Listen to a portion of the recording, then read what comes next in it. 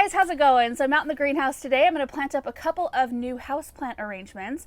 Both of them are going to be fairly different. Like one of them is only going to utilize one plant, but I'm going to be using some natural elements out of the garden.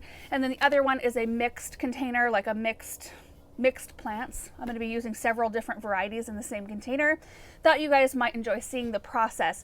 And I'm hoping that you're seeing this video after we've had baby girl.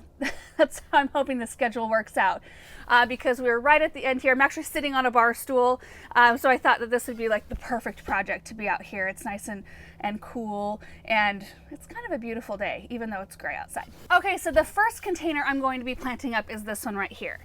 So I'm filming this myself, so I hope it all turns out okay. But my parents got me this gorgeous pot for Christmas. It says Kew Royal Botanic Gardens on the side. There are 3 medallions, I think. There's the second, there's the third. Now, it was not a draining container when I got it. I have put a drain hole in the bottom. You can see that right in there. But I decided that I wanted to use it for plant material, whether it be for a cut flower arrangement or for house plants. And since the bottom is just raw clay, if I were to use this as a cut flower vessel, the condensation would still form. The water would still leak through the bottom. So I would have had to line the inside either way. So I decided that I would go ahead and pop a drain hole in the bottom using a diamond tile drill bit right here. Here's the package.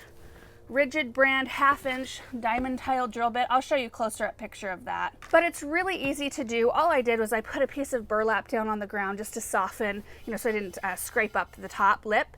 And then I tipped it upside down. I had a water can full of cold water. That's one of the most important parts, because when you put your drill bit to the ceramic here, it creates a lot of heat, and you don't want it to get too hot and crack.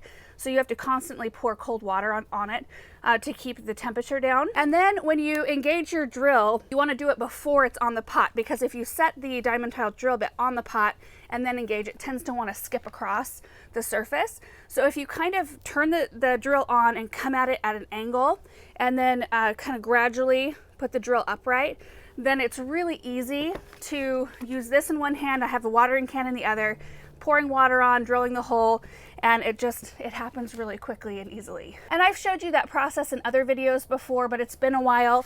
And you can use these diamond tile drill bits on ceramic, porcelain, granite, marble, stone, slate, and glass. So most anything that you're gonna want to plant in, you can use a diamond tile drill bit to make your drain hole.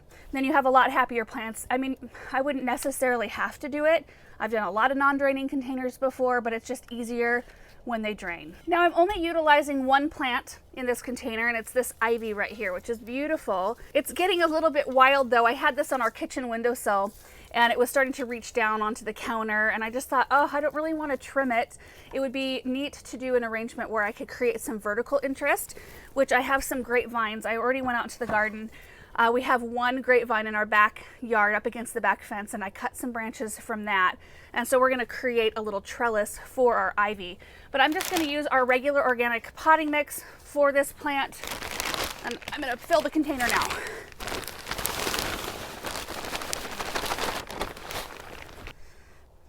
Okay, we're going to create a well in the center. Oh, uh-oh, and a mess while we're at it. And then I'm going to pop the ivy out of its current container. Please come out easy. Sometimes I do, sometimes I don't. There we go. Perfect. It doesn't look to be root bound or anything like that. Pretty healthy looking root ball. So I'm just going to plant that right in the center and lightly tamp the soil in around that root ball. Okay, now I'm going to work on just spreading this ivy out a little bit so that we've got it kind of as even as we can.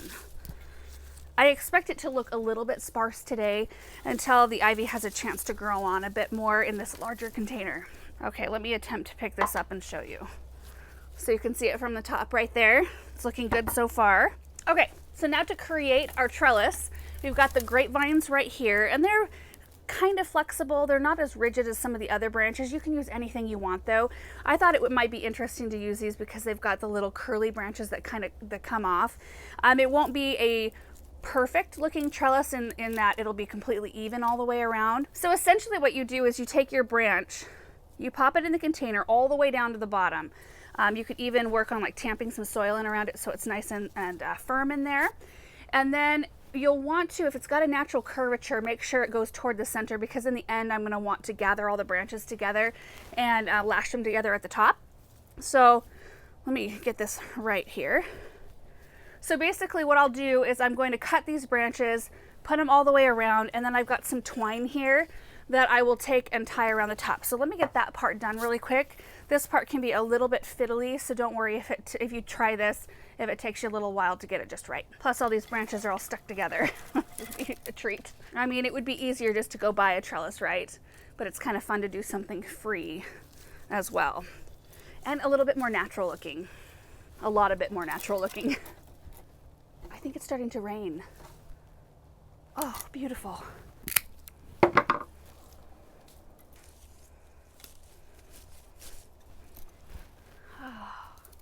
Oh, I think that that's gonna look really pretty. Okay, so once you have your branches in, which I used 5 altogether, I'm not sure the diameter of this pot, but it looks about 12 inches, maybe a tiny bit bigger than that. But 5 seems to be really perfect. And I think the color of the grapevines looks so good with the pot and the contrasting with this green, like kind of minty green leaf. I really like it. So I've got it gathered together with just my hand right here, and then I've got my piece of twine. So we're just going to take the twine and just wrap it around several times and tie it off. Okay, I want to give you a closer up look real quick. First of all, I love the ivy in here. Doesn't that look perfect? I mean, you wouldn't even need to have it grow upward, although I do think it's going to be really pretty. So you can see the 5 branches in there, and then right where it's lashed together, a little bit of twine. And I'm going to have to do a little trimming. So I'm going to trim these branches off right in here somewhere. And I still have a few branches left that I can work into the base along with the other natural materials if I want to in the end, or I could wrap them around. I might try that. But the whole goal is to be able to wrap the ivy around. So we're well on our way. I don't know if these are pliable enough to go around. We'll see.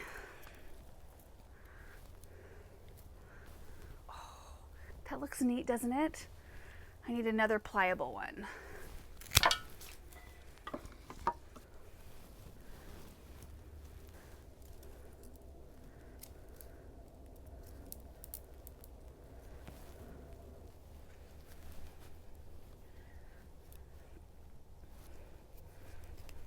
Okay, so I think I've got the trellis set how I want it to be, and it looks a little bit wild and imperfect, which is kind of awesome. I really like that look sometimes, just to have it look like nature a little bit. And it's gonna all be covered up anyway by the ivy. The rain is starting to pick up a little bit now.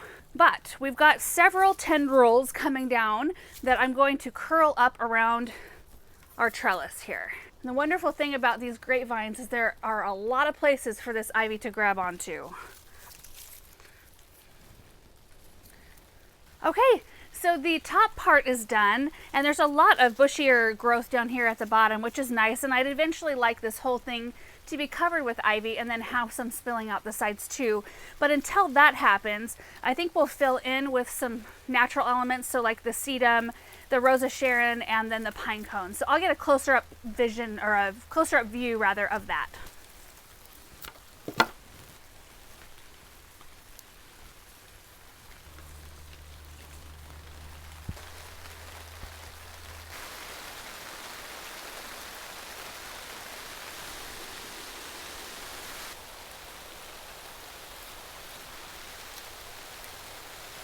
Look at it out there. Gorgeous. There's really nothing like being in a greenhouse when it's raining. It makes it extra beautiful, the sound. So that one is done. Didn't that turn out really fun? And the natural elements that I used aren't so thick that they're going to keep away, you know, light and air from the ivy.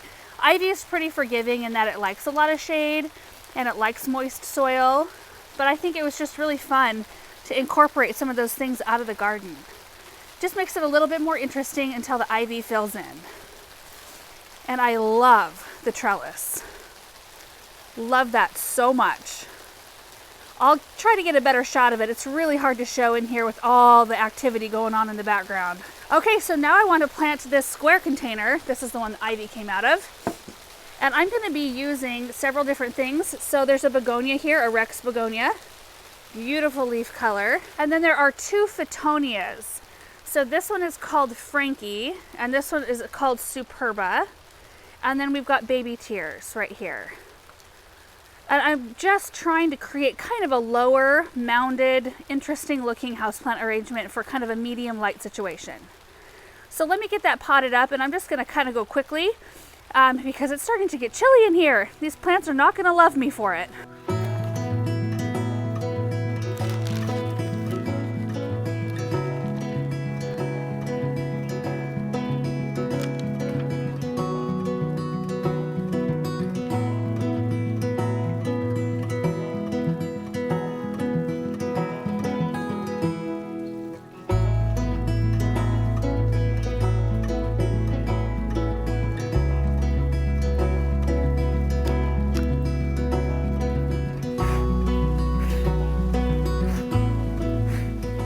It's not too loud out here with the rain. It seems really loud to me, but let's take a look at this arrangement. I think it's really pretty. So first of all, we have kind of this clean, modern look for a container. Gray, I think it's ceramic. It's some kind of a ceramic or stone or something like that. And the garden center happened to have a saucer, a square saucer, that fits it perfectly. And it can be hard when you get odd-shaped pots. You know, well, I mean, anything that's not round. It's harder to find saucers that match, so I was really happy about that. And then I've got a couple of the baby tears right here coming out the front, which I think is so beautiful. And then the Rex begonia kind of tucked in between. The two Fittonias, and then if we look around the back side, there's another baby tears. Now, I didn't worry about getting it so packed full in the back here. We'll just let the baby tears take over and fill in right there. This is going to be kind of the back side anyway, where I'm displaying it. You won't really see it quite as much. And what I'll do is all the baby tears grow, I will probably like encourage it and train it to grow over, you know, over here a little bit so it covers this side, and same on the other side. Ooh, I need to clean out the saucer before I take it in. So these should all cohabitate very nicely, even the begonia. The Fittonia and baby tears are typically very water hungry plants. They don't like to dry out all the way, but I have found that my Rex begonias do better if I don't let them get bone dry. And you would think most begonias don't like a ton of water, but if I don't give them, and maybe it's our lack of humidity here, if I don't give them plenty of water, they just crisp up and their leaves get brown and they quickly die. And given the fact that all of the plants surrounding them like a lot of water, they'll utilize a lot of it so that this one won't be sitting in excess by any stretch of the imagination. These will suck it all up. So that's it, you guys. Those are the two houseplant arrangements for the day. I cannot wait to see more ivy spilling out the side. That's the only thing I'm really kind of missing in this one, is that I want some kind of trailing element, because I almost view this as more of like a cut arrangement than anything else. And then this one definitely looks just bright and fresh and almost springish. So that is it for these arrangements. And like I said, I did think that they would turn out really different and unique, and I think they did. They both have a very different vibe to them. I mean, one very natural, one a lot more bright, and both just really pretty. I'm really happy with them. And this was kind of my last effort before baby girl gets here to bring some freshness into other areas of our house. I mean, for a little while, because I probably won't want to be out here in the greenhouse potting up houseplants for the next few weeks. We'll see. But I at least hope it gave you guys some ideas. I just thought, you know, seeing a container be turned into a planter, you know, seeing how to drill that hole out, it's always good just to be reminded that you can do that. So when you're out, you know, at antique stores or you're at thrift shops and you see something really neat, but it doesn't have a drain hole, you can always put a drain hole in it. And then you don't have to go out and spend a bunch of money on a trellis or a fancy obelisk or something like that to put in a container. You can make one out of branches and twine super easily. And it doesn't have to be grapevines. It can be whatever kind of branch you have access to. And then of course this one's super simple. I mean, just picking up a few fresh houseplants, putting them together, just making sure that the light and water needs are compatible with one another. So anyway, that is going to wrap it up for today. I'm going to take these inside. I'll try to get some pictures of where they went. I have an idea, like I kind of had some spots in mind, but I always want to try them out, and sometimes I end up moving them to somewhere completely different. So I'll try to get some shots of where they end up going. Hope you guys enjoyed this video. Hope you're having a great day, and we will see you in the next one. Bye.